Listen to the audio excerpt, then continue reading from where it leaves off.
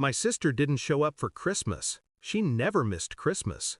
Her husband said she'd left him, claimed she ran off with someone from work. He sounded rehearsed, too calm. Something in his tone didn't fit. I drove through the night to their house, 2 hours of snow and silence. The lights were off when I arrived.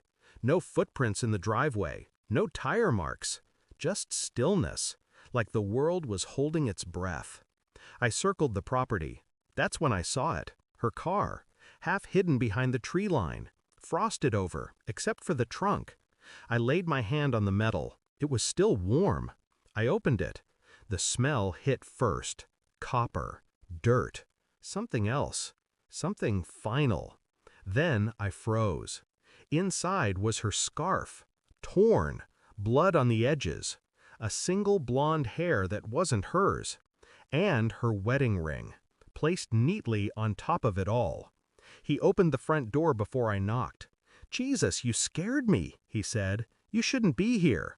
I didn't answer, just stared at him. His pupils were blown wide, sweat on his temples. "Where is she?" "She left," he repeated, slower now. "I told you. Her car's here." That made him pause. He glanced past me, toward the woods. A flicker of panic, so brief most people would have missed it. I didn't. "She must have walked," he said quickly. "Took a ride maybe. I don't know." I stepped inside. The living room was spotless. Too spotless. The air smelled faintly of bleach and lemon oil.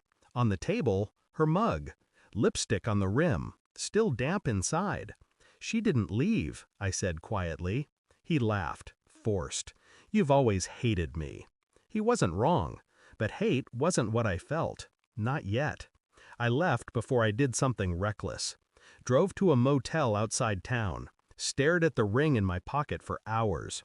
By morning, I had a plan. I started with her phone records. The last call she made was to me, missed, 1 minute before midnight. I requested a trace from a contact I still had in law enforcement. Location, the woods behind her house. Same spot as the car. Then I checked his. His calls dropped off the same hour. No outgoing activity until sunrise. I didn't tell him I knew. I played the concerned brother, texting him updates, asking if he'd heard from her. He replied every time. Eager, helpful, overcompensating. "If she calls, tell her I love her," he said. Guilt always talks too much.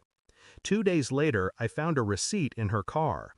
Industrial-grade cleaning solvent. Bought the morning after she vanished. His signature. Still, I didn't confront him. Not yet. I filed a missing persons report anonymously. Then I waited. The police questioned him. He smiled for the cameras, cried in interviews, begged her to come home. He was good. Too good. But guilt leaks through cracks eventually. It's just a matter of patience. It came from the forensic lab. A contact owed me a favor.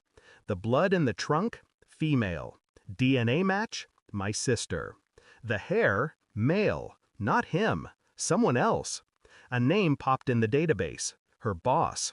Married. Clean record. Until now. It took 3 calls and 1 night parked outside his office to get the rest. He'd been having an affair with my sister for months. She tried to end it. He threatened to tell her husband. And then they both vanished the same night. Except he didn't. He was still breathing, living quiet, hiding in plain sight. The husband wasn't the killer. He was the cover-up. I visited him again, the husband. He was in the garage, sanding a piece of wood like nothing had happened. "Funny thing," I said. "Her boss moved, sold his house, no forwarding address." He stopped moving. "I found something," I continued. "Trunk was warm. You knew that, didn't you?" His jaw tensed. "You don't know what you're talking about." "Maybe. Or maybe you helped him." Silence. Then, "He said it was an accident," he whispered. "She fell. Hit her head. He panicked. I just helped him bury it." He broke. Just like that. He told me where. The shallow ravine near the quarry. I called it in before he could finish his sentence. When the police came, I stayed across the road, watching them dig through the frost and the dirt until they found what was left of her. They cuffed him quietly. He didn't fight. They found her boss 2 towns over, gun in his mouth, note on the table, 2 names, hers, his. The investigation closed in weeks. Everyone called it tragedy. I called it balance. At the funeral, people cried. I didn't. I watched the casket lower into the ground and felt nothing. Grief is noise. Justice is silence. The husband caught my eye from the back row, wrists still marked from cuffs. I nodded once. He looked away. As the earth covered her, I finally understood something. Some truths don't set you free. They just make you colder. And colder was all I had left. Thanks for watching.